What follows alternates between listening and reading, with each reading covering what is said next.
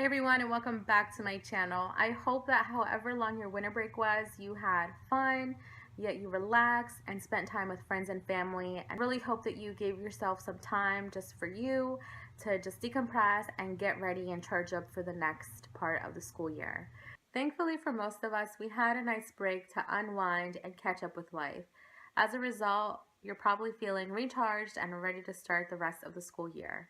Who am I kidding? I'm going to go back kicking and screaming on Tuesday morning when I realize I can't wear my sweatpants or PJ pants and watch movies all day long.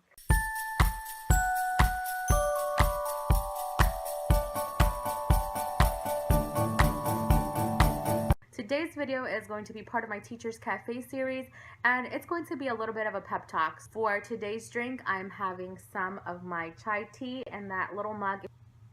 If you guys watched my what I got for Christmas teacher edition video, I received this mug from one of my students and the chai tea from one of my students, and this is delicious. So it definitely came in handy. I was drinking a lot of this during winter break.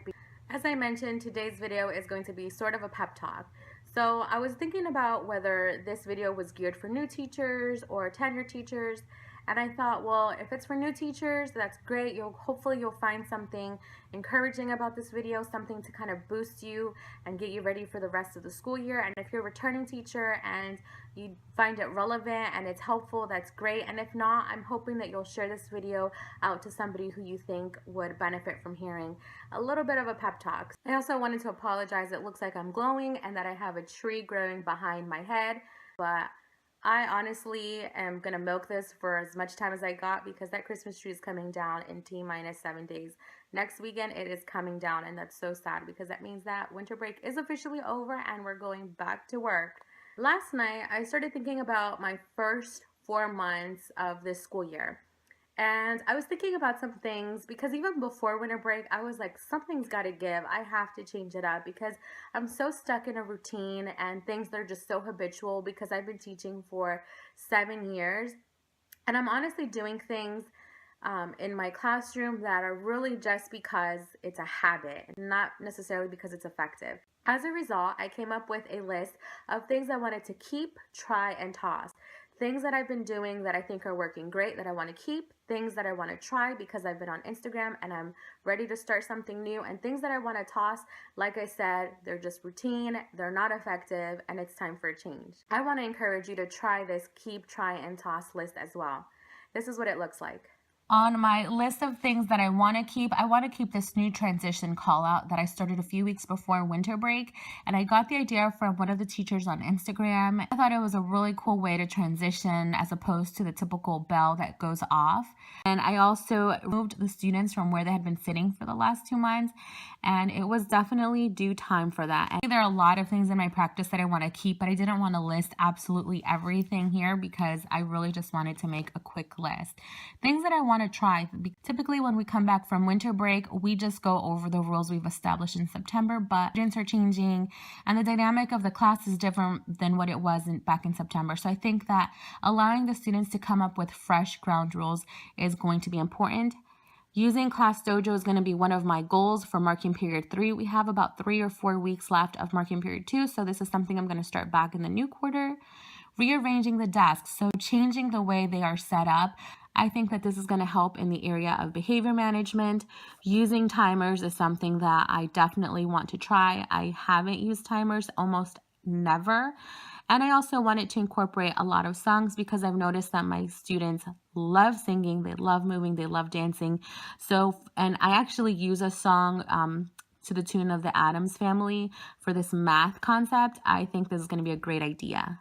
In terms of things that I want to toss, this is something that my team and I have been discussing. I know personally for me, this is not working this year. I have a lot of strong behaviors and moving a clip up and down. Some students could give no flips about this. So this is where the Class Dojo comes in. I'm going to toss this out. This is going to take its place. Long transitions, that has been one of my downfalls for this year. Typically, it's never been an issue, but this year, I guess we collect a lot of data. So when I'm meeting with my groups, I'm like piling binders on top of binders and papers and books on top of things, which doesn't help in terms of transition. My goal is to create a sense of urgency for these kids to get moving during transitions, during small groups, or from one subject to the next. I definitely want to eliminate long transitions, and this is where the timers thing comes into place, because this is going to help us shorten that transition time. Guys, I know I did a lot of rambling, but here's where the pep talk comes in. You can call it advice or encouragement. What I want for you in this new year, whether you're a new teacher or a tenured teacher, is to be hopeful. I know that we talk a lot about being hopeful for our students, and that's so important, and I don't want you to underestimate that. But before you can be hopeful for your students, you have to be hopeful for yourself. Listen, we got through 4 months already. We can do this. If you're a new teacher, you have acquired a set of skills and strategies within the last few months that are going to help you get through this next year. Now you have a better understanding of how the school system works, and you may or may not have come to terms with it, but you're definitely more aware of it.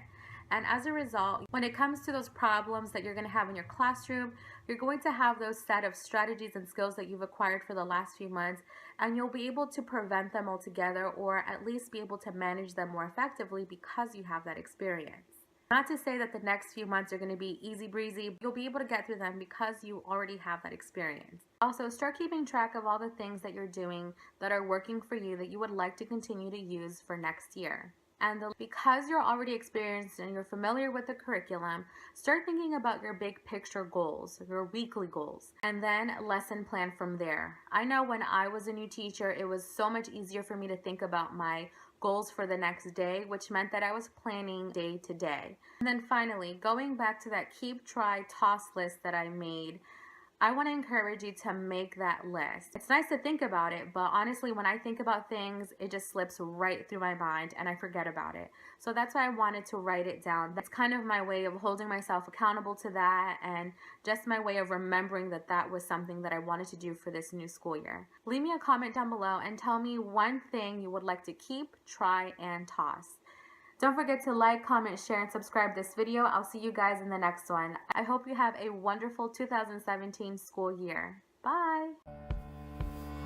Please comment down below and don't forget to click the subscribe button.